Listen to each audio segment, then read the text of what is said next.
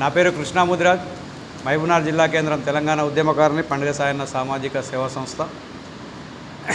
ఈరోజు మొన్న జూన్ 2వ తేదీన ఏదైతే పవన్ కళ్యాణ్ గారు తెలంగాణ ప్రాంతం పైన, తెలంగాణ అస్తిత్వం పైన ఆయన విషపు చిమ్ముతూ మాట్లాడినటువంటి మాటలు ఏమాత్రం సమంజసం కాదు. దాని కొరకే ఈరోజు మహబూబ్నగర్ జిల్లా కేంద్రంలో ఉన్నటువంటి ఉద్యమకారులందరం కూడా సమావేశమై రేపు భవిష్యత్తులో ఇలాంటి వ్యాఖ్యలు ఎవరు చేసినా కూడా వారిని కరాఖండిగా ఖండించడానికి, వారిపైన ఉద్యమం తీసుకోవడానికి ఈరోజు ఒక ప్రణాళిక రచించుకోవడం జరిగింది.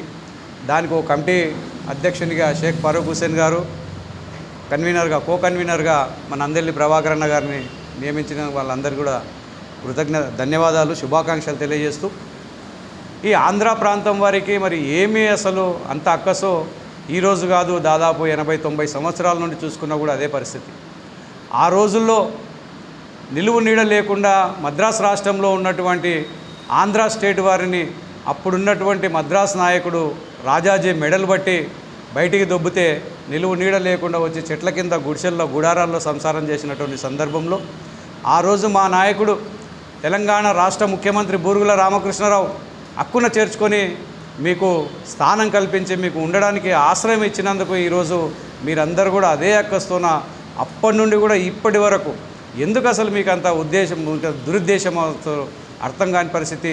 కానీ మొదటి నుండి కూడా మీరు చేస్తున్నటువంటి మోసాలు, గతంలో 2007-8లో మీ అన్నగారు పార్టీ పెట్టి కూడా సామాజిక తెలంగాణకు న్యాయం చేసి తెలంగాణకు మేము సపోర్ట్ చేస్తామని చెప్పి మాట్లాడినటువంటి నాయకుడు ఎంబడే కాంగ్రెస్ ప్రభుత్వం అప్పుడు తెలంగాణ రాష్ట్రం ప్రకటించిన వెంబడే సామాజిక తెలంగాణలని చెప్పేసి యూటర్న్ తీసుకున్నటువంటి సందర్భం. అసలు ఇటువంటి సంఘటనలు మళ్ళొకసారి పునరావృతం కాకుండా మీరు ఇప్పటికే చూసినారు. ఎంతోమంది తెలంగాణకు అడ్డుపడిన వాళ్ళు చరిత్రలో ఎక్కడ కూడా మిగలకుండా పోయినటువంటి సందర్భం ఈరోజు తెలంగాణ రాష్ట్రంలో కనిపిస్తూ ఉంది.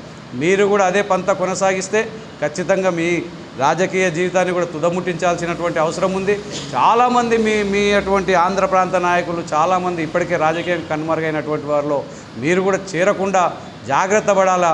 మీ ప్రాంతాన్ని మీరు అభివృద్ధి చేసుకోండి, మీ ప్రాంతంలో మీరు ఏమన్నా చేసుకోరి, మాకు సంబంధం లేదు. కానీ మా ప్రాంతం పైన దాడి చేసి మా తెలంగాణ అస్తిత్వాన్ని మీరు ఏమాత్రం ఇది చేయాలనుకున్నా కూడా ఖచ్చితంగా క్షమించరాని నేరంగా మేము ప్రకటించాల్సినటువంటి అవసరం ఉంది. పెద్ద ఎత్తున ఉద్యమాన్ని తయారు చేయాల్సినటువంటి, నిర్మాణం చేయాల్సినటువంటి ఆవశ్యకతను మళ్ళొకసారి మాకు కలిగించకుండా జాగ్రత్త పడండి అని చెప్పేసి మేము తెలియజేస్తూ ఉన్నాం, హెచ్చరిస్తూ ఉన్నాం.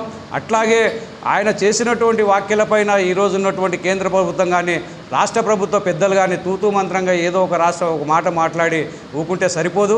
ఆయన మాట్లాడింది తప్పు. ఖచ్చితంగా ఆయన మీద చట్టరీత్యా చర్యలు తీసుకోవాలా, క్రిమినల్ కేసు పెట్టాలా, ఖచ్చితంగా ఆయన జైల్లోకి దూపాలా.